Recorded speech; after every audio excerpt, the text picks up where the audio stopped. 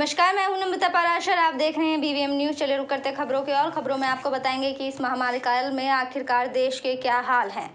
राजधानी दिल्ली में ऑक्सीजन की किल्लत पर दिल्ली हाई कोर्ट ने गुरुवार को कड़ी नाराजगी जाहिर की और हाई कोर्ट ने केंद्र सरकार से बताने को कहा है कि आखिर महाराष्ट्र मध्य प्रदेश को मांग से ज्यादा और दिल्ली को मांग से कम ऑक्सीजन का आवंटन क्यों किया गया।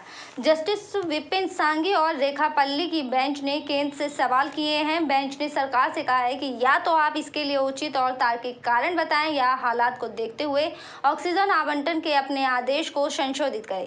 केंद्र सरकार की ओर से पेश हुए सॉलिसिटर जनरल तुषार मेहता ने बेंच को बताया कि वो बेंच को इसका तार्किक जवाब देंगे। मेहता ने कहा है कि सरकार मध्य प्रदेश और महाराष्ट्र को मांग से ज्यादा ऑक्सीजन देने के लिए उचित व तार्किक कारण बताएगी।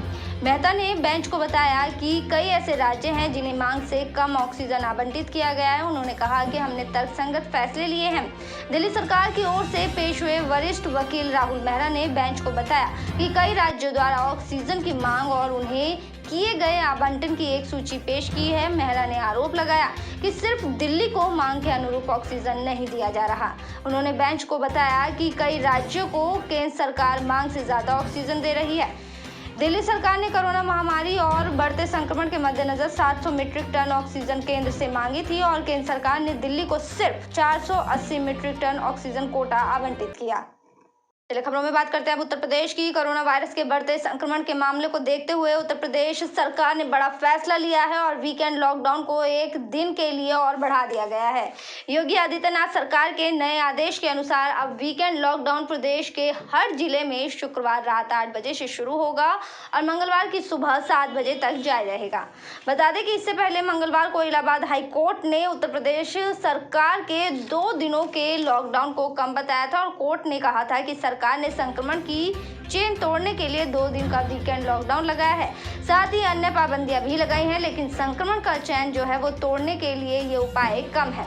उत्तर प्रदेश स्वास्थ्य विभाग के अनुसार राज्य में बुधवार को पिछले 24 घंटों में 29,824 लोग कोविड-19 से संक्रमित हुए और इस दौरान 266 मरीजों की मौत हुई, जिसके बाद मरने वालों की संख्या 11,943 हो गई है।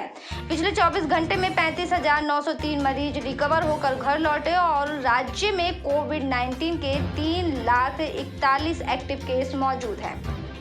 अब उत्तराखंड की और आपको बताएंगे कि आखिर कोरोना महामारी में 4 धाम की यात्रा पर क्या असर पड़ रहा है। देश में कोरोना वायरस का संक्रमण लगातार बढ़ता जा रहा है और रोजाना रिकॉर्ड मामले सामने आ रहे हैं। इसे देखते हुए अगले महीने शुरू होने वाली 4 धाम की यात्रा स्थगित कर दी गई है। उत्तराखंड के सीएम तीरथ सिंह रावत ने गुरुवार को देहरादून में संवाददाताओं से बातचीत करते हुए कहा कि महामारी की स्थिति के बीच यात्रा का संचालन संभव नहीं है। 4 धाम के नाम से मशहूर चारों हिमालय धामों के कपाट अपने नियमित समय पर ही खुलेंगे, लेकिन वहां केवल तीर्थ पुरोहित ही नियमित पूजा करेंगे।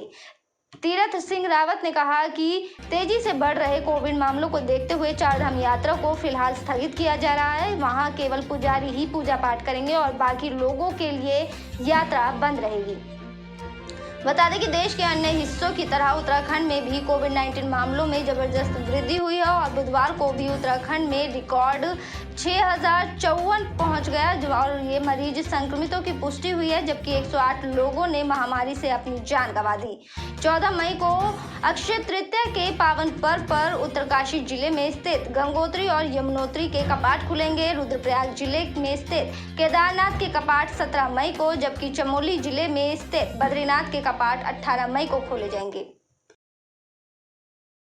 अभी जिस तरह कोविड है तेजी से बढ़ रहा है, उसको देखते हुए स्थगित किया जाता है और साथ ही केवल पुजारी वही वहाँ पूजा पाठी करेंगे।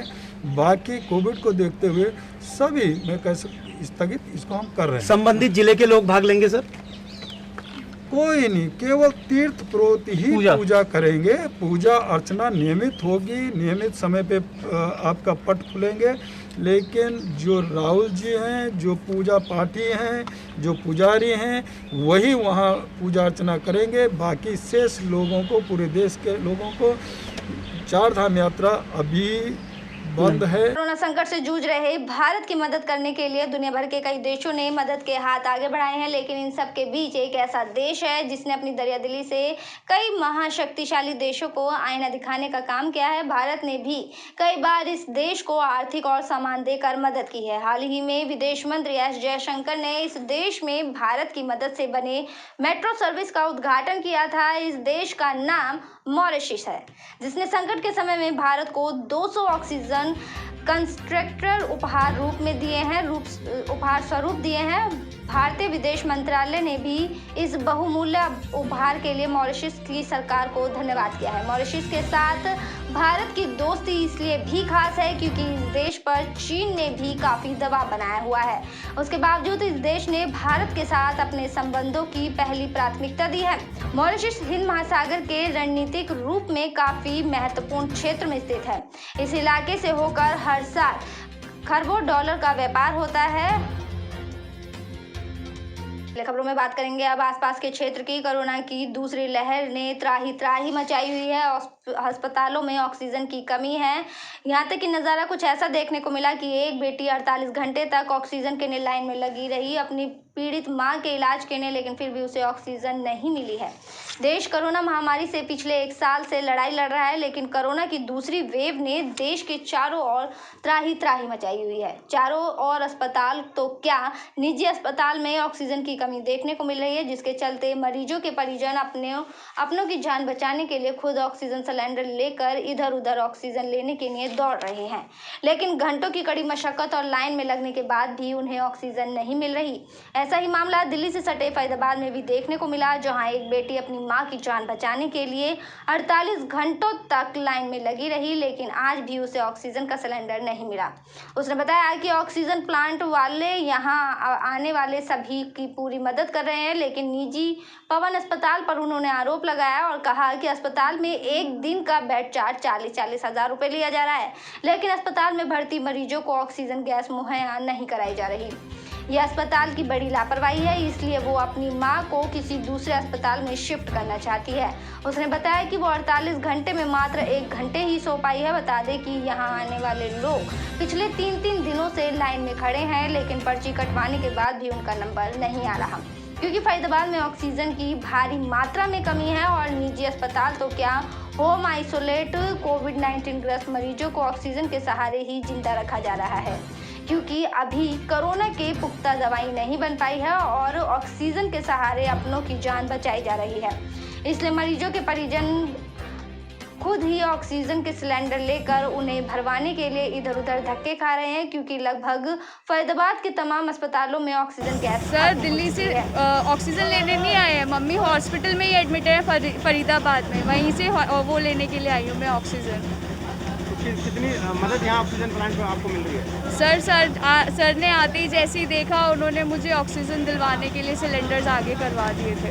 अगर ऑक्सीजन की रेट की बात करें तो कितने की पर्ची है जो आपकी ऑक्सीजन? सर अभी पता नहीं है, मुझे पता लगेगा जब सिलेंडर भर जाएंगे। ऑक्सीजन मिल पा रही है प्रॉपर? सर कोशिश तो पूरी है, सुबह रात भर घूम रही थी, कहीं नहीं मिला। आज जाकर के यहाँ पर पता लगा तो लेकर के आ गई मैं सिलेंडर्स। कितने सिलेंडर लेके पहुँचे आप? 3 सिलेंडर्स। मेरी मम्मा हॉस्पिटल में एडमिट है, 40 हज़ार रुपये पर डे बेड ले रहे हैं वो लोग, और ऑक्सीजन नहीं दे रहे। पिछले 48 घंटे में उन्होंने 1 सिलेंडर मुझे नहीं दिया है अभी तक, और मेरी मम्मी का फ्लो 15 लीटर पे चल रहा है। कौन सा हॉस्पिटल है? और पवन हॉस्पिटल है, सेक्टर 56 सेक्टर में फरीदाबाद। ऑक्सीजन लेने पहुँचे हैं, क्या रेट ऑक्सीजन मिल रही है, क्या दिक्कत है आपको यहाँ देखनी पड़ रही है? मेरे को कोई दिक्कत नहीं दिख रही भैया, मेरे को बहुत सपोर्ट मिल रहा है यहाँ से। मेरे को अपने हॉस्पिटल से कोई सपोर्ट नहीं मिल रहा। मैं अपनी मम्मी का हॉस्पिटल चेंज करवाने की सोच रही हूँ। अगर बात की जाए तो हॉस्पिटलों में ऑक्सीजन पहुँच रही है, क्या आपको वहाँ ऑक्सीजन नहीं मिल रही? बिल्कुल भी नहीं मिल रही है, बिल्कुल नहीं मिल रही है।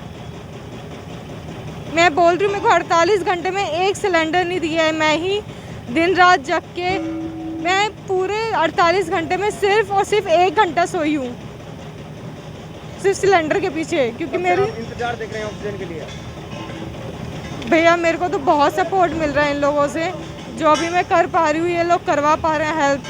1, 2, 3 घंटे में नंबर आ जाता है, क्योंकि देखो औरों की भी लाइन है, उनको भी देंगे, सबके घर में इमरजेंसी है, बट बहुत हेल्प कर रहे हैं। हॉस्पिटल की तरफ से कोई मदद नहीं है। 40 हज़ार रुपये पर बेड, जो मतलब नॉर्मली किसी इंसान की इनकम भी नहीं होती।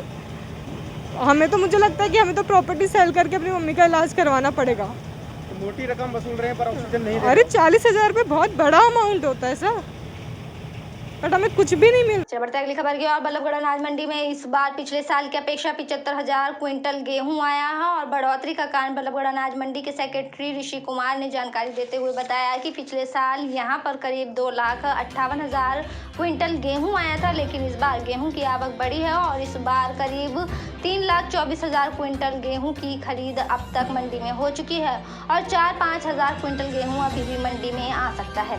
साथ ही उन्होंने बताया कि नए MSP की वजह से जहां खरीद में बढ़ोतरी हुई है, तो वहीं इस बार की फसल में किसी भी प्राकृतिक आपदा का दखल नहीं हुआ है और किसान की अच्छी फसल हुई है, जिसके चलते इस बार करीब 75,000 क्विंटल गेहूं अधिक बल्लभगढ़ अनाज मंडी में आया है। साथ ही उन्होंने बताया कि मंडी से गेहूं का उठान जैसी समस्याएं भी खत्म हो गई हैं। पिछले साल हमारे पास 2,58,000 क्विंटल के लगभग गेहूँ आया था और अभी तक हमारी खरीद 3,24,000 क्विंटल की हो चुकी है और हमारा सीजन लगभग पूरा ही हो चुका है जी। तो 2-4-5,000 क्विंटल तक आ जाए तो आ जाए, वरना कोई ज़्यादा अभी कोई उम्मीद है नहीं, क्योंकि किसानों का गेहूँ आ चुका है मंडी में। कितना बढ़ा है इस बार? लगभग 75,000 क्विंटल के आसपास पड़ जाएगा। तो नए जो MSP रेट हुए इनका कुछ प्रभाव पड़ा है लग रहा है? हाँ, रेट का भी रेट अच्छा मिल रहा है इस बार किसानों को। दूसरा ये था जी कि इस बार फसल भी ठीक है, कोई ऐसे प्राकृतिक। चलिए रुक करेंगे अगली खबर की और। लाडवा के हिंदू हाई स्कूल में रोटरी क्लब द्वारा 45 वर्ष से ऊपर के बुजुर्गों को कोरोना वैक्सीन लगाने का काम किया गया है, जिसका शुभारंभ लाडवा हलके के पूर्व विधायक डॉक्टर पवन सैनी द्वारा किया गया। रोटरी क्लब के प्रधान अश्विनी जैन ने कहा कि सभी को इस महामारी के समय में वैक्सीन जरूर लगवानी चाहिए। उन्होंने कहा कि लाडवा के सरकारी हॉस्पिटल की तरफ से उन्हें शिविर लगाने के लिए 100 लोगों को वैक्सीन दी है और जिसको क्लब की ओर से लगवाया गया है। वहीं लाडवा हलके के पूर्व विधायक डॉक्टर पवन सैनी ने कहा कि 1 मई से 18 वर्ष से ऊपर के लोगों को भी कोरोना वैक्सीन दी जा रही है और देश के प्रधानमंत्री सभी के हित के लिए काम कर रहे हैं। उन्होंने कहा कि जल्द ही हमारा देश इस महामारी से मुक्त होगा। आज रोटरी क्लब द्वारा हिंदू हाई स्कूल में वैक्सीन लगाने का एक शिविर लगाया गया, क्या कहेंगे सर?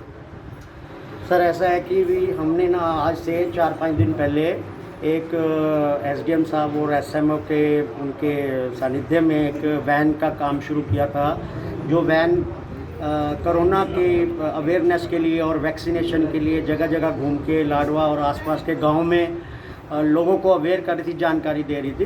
तो वो काम हमारा चल रहा है।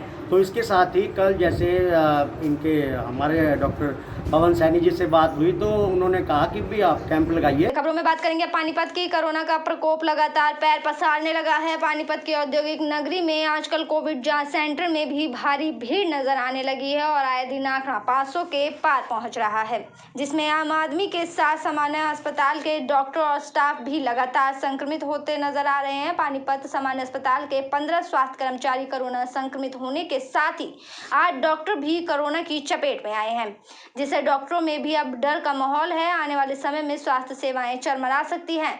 सीएमओ ने कहा कि डॉक्टरों की कमी को पूरा करने के लिए फील्ड के डॉक्टरों को लाया जाएगा। सिविल अस्पताल में 8 डॉक्टर समेत 15 स्वास्थ्य कर्मचारी कोरोना संक्रमित हो गए हैं। ऐसे में कोरोना मरीजों के इलाज का संकट खड़ा हो गया है। इसके अलावा 4 स्टाफ नर्स समेत 15 स्वास्थ्य कर्मचारी संक्रमित हुए हैं। उधर एक डॉक्टर की 5 महीने की गर्भवती पत्नी को भी कोरोना हो गया और उसकी मौत हो गई है। अब हालात ये हो गए हैं कि स्वास्थ्य विभाग इस चिंता में है कि मरीजों का इलाज कैसे होगा। अब सिविल सर्जन CHC और PHC में कार्यरत डॉक्टर की ड्यूटी सिविल अस्पताल में लग रही है। बीमार चल रहे नर्सें कितने बीमार चल रहे? पूरी फिगर तो मेरे पास नहीं है, वो तो सिविल अस्पताल की एडमिशन आपको बता पाएगी। 7-8 डॉक्टर का तो मुझे पता लगा है और 3-4 नर्सों का पता लगा है जो ऑलरेडी कोविड पॉजिटिव है। तो फिर आगे डॉक्टरों की कमी है तो कोई बात नहीं, वो देखेंगे। हम एग्जिस्टिंग स्टाफ से काम चलाना पड़ेगा। डॉक्टर्स से ये तो बीमारी सभी को ले रही है चपेट में, पब्लिक को भी, डॉक्टर्स को भी। तो देख रहे हैं, कोशिश कर रहे हैं, अपने आसपास के स्टाफ को इन्वॉल्व करेंगे। तो डिप्टी CMO कितने बीमार हैं? है जी, डिप्टी CMO कितने बीमार हैं? डिप्टी सीएम अभी तो इस समय तो एक ही बीमार है, बाकी अब ज्वाइन कर। खबर की ओर जिला मजिस्ट्रेट धर्मेंद्र सिंह ने बुधवार को स्थानीय मॉडल टाउन शांतिनगर, विराटनगर और 8 मरला एरिया का दौरा कर इन्हें वीरवार को माइक्रो कंटेनमेंट जोन के तहत सील कर दिया है। इसके तहत यहां लॉकडाउन जैसी स्थिति रहेगी। अनावश्यक वस्तुओं की दुकानें पूरी तरह से बंद रहेंगी और अनावश्यक रूप से आवाजाही करने वालों पर भी पाबंदी रहेगी। पुलिस प्रशासन व जिला प्रशासन ने सभी जगह जाकर लोगों को 15 दिन तक नियमों के पालन करने की हिदायत दी है। डीएम ने बताया है कि जिले में करीब 260 माइक्रो कंटेनमेंट जोन हैं जिन पर विचार किया जा रहा है। साथ ही कहा कि यहाँ ज़्यादा केस मिल रहे हैं। वायरस को फैलने से रोकने के लिए इन माइक्रो कंटेनमेंट जोन में बैरिगेटिंग कर सील किया जा रहा है और अनावश्यक रूप से होने वाली भीड़ भाड़ को भी नियंत्रित करने के लिए सभी दुकानें बंद करवाई जाएंगी। इन माइक्रो कंटेनमेंट जोन में केवल अनावश्यक वस्तुओं से जुड़ी दुकानें ही खोली जाएंगी और इन्हें छूट मिलेगी।